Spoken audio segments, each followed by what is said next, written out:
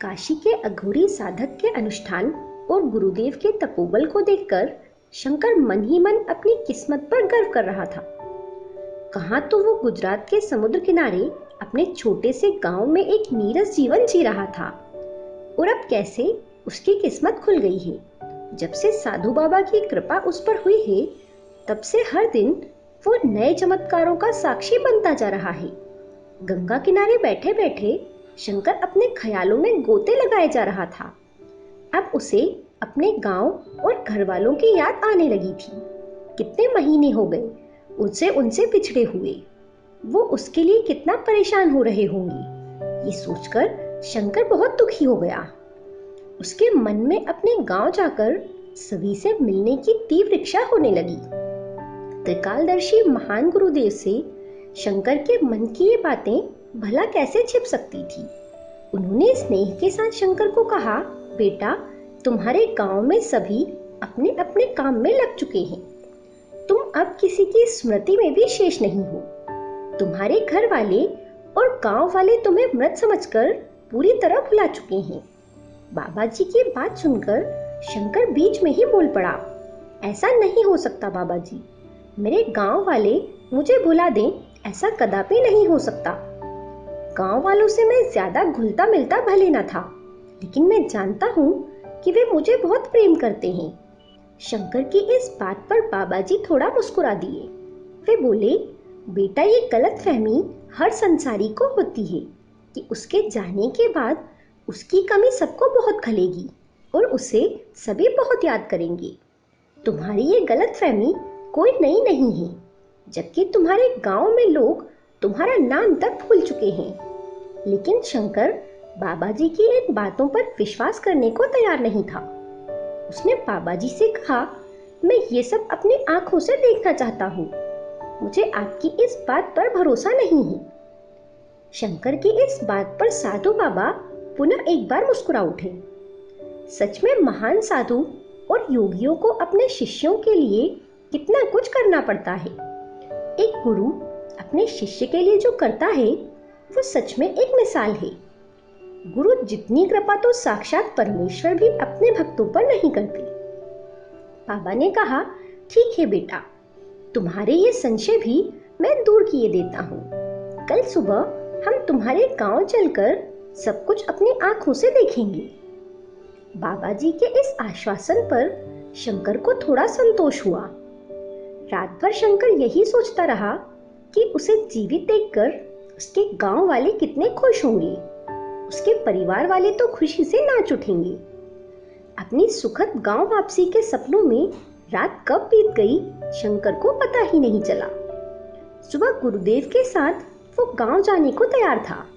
बाबा जी ने कहा, बेटा, अभी हम काशी में हैं। यहाँ से तुम्हारा गांव बहुत दूर है।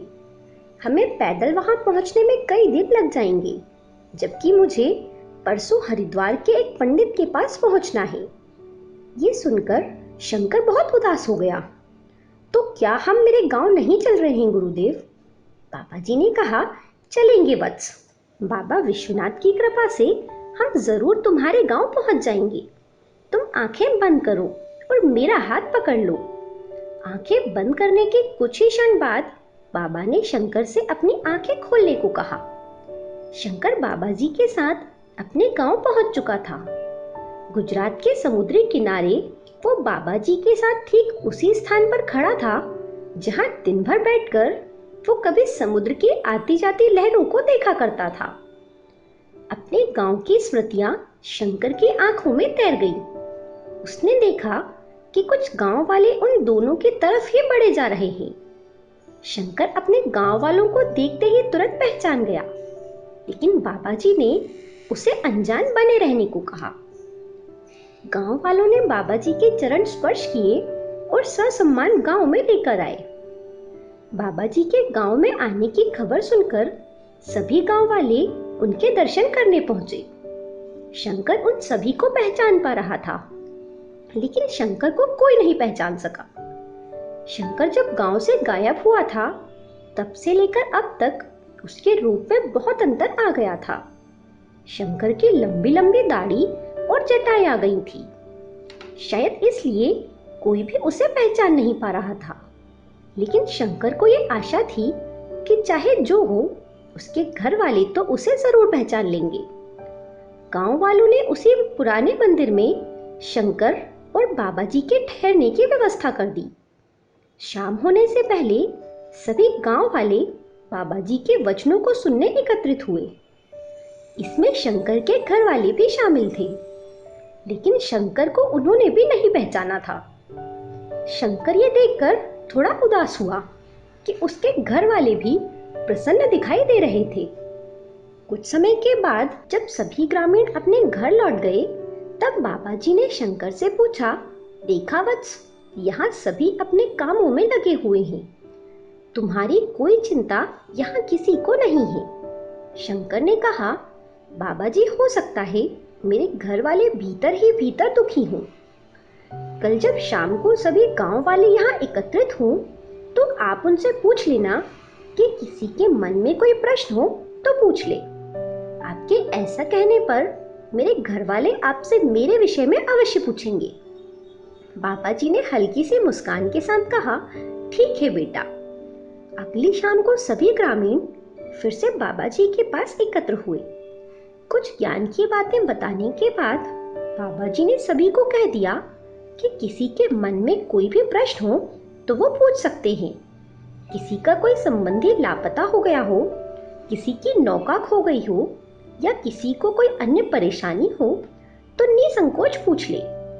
बाबा जी के ये कहने के बाद वो ग्रामीण वहां रुक गए जिन्हें बाबा जी से कुछ पूछना था, जबकि बाकी अपने घर चले गए। शंकर के घर वाले भी बाबा जी के पास ही रुक गए थे। शंकर ने मन ही मन सोचा कि ये जरूर बाबा जी से मेरे बारे में ही प्रश्न पूछेंगे। गांव वाले एक एक करके बाबा जी से धन संबंधी, स्वास्थ्य संबंधी और अपने बच्चों से संबंधित प्रश्न पूछने लगे। बाबा जी ने सभी को यथोचित जवाब देकर संतुष्ट किया।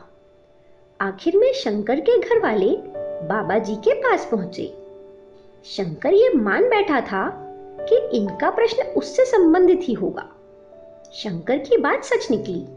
उन्होंने पूछा कि शंकर नाम का उनका लड़का अचानक कहीं गायब हो गया है, क्या वो जिंदा है? बाबा जी ने कहा, वो समुद्र में डूबकर मर चुका है। शंकर ये सुनकर सोचने लगा कि अब उसके घर वाले रोना धोना शुरू कर देंगे, लेकिन ऐसा कुछ भी नहीं हुआ। उनके चेहरे पर दुख की कोई लकीर नहीं थी। बाबा ने उनसे पूछा, क्या वो चाहते हैं कि शंकर दोबारा उनके पास आ जाए? इस पर शंकर के घर वालों ने कहा, नहीं बाबा जी, ऐसी बात नहीं है। वो वैसे भी किसी काम का नहीं था। दिन भर समुद्र को देखते रहने के अलावा वो और करता भी क्या था? हम तो ये जानना चाहते हैं कि गांव के कुछ लोग कहते हैं कि समुद्र किनारे बने रामलाल के वीरान पड़े झोपड़े के नीचे खजाना गड़ा हुआ है। क्या वो बात सच है बाबा जी? क्या हम उस खजाने को निकालने के लिए कोई प्रयत्न करें? ये संवाद सुनकर शंकर अत्यंत दुखी हुआ। उसे समझ नहीं आ रहा था कि कोई इतना स्वार्थी कैसे हो सकता है। जिन घर वालों से मिलने के लिए वो इतनी दूर से आया, उन्हें उससे मिलने की कोई इच्छा नहीं थी, बल्कि वो तो दोबारा उसे देखना भी नहीं चाहते। अपने आंसू छिपाने के लिए शंकर वहां से उठकर तुरंत मंदिर के भीतर चला गया। शंकर सोचने लगा, बाबा जी ने ठीक ही कहा था, इस संसार में कोई किसी का नहीं है।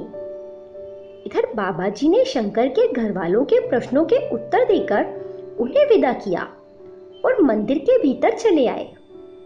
शंकर एक कोने में बैठकर जोर जोर से रो रहा था। शंकर की ये कहानी जारी है। अगला भाग इस कहानी का आखिरी भाग होगा। हमारे साथ बने रहने के लिए धन्यवाद।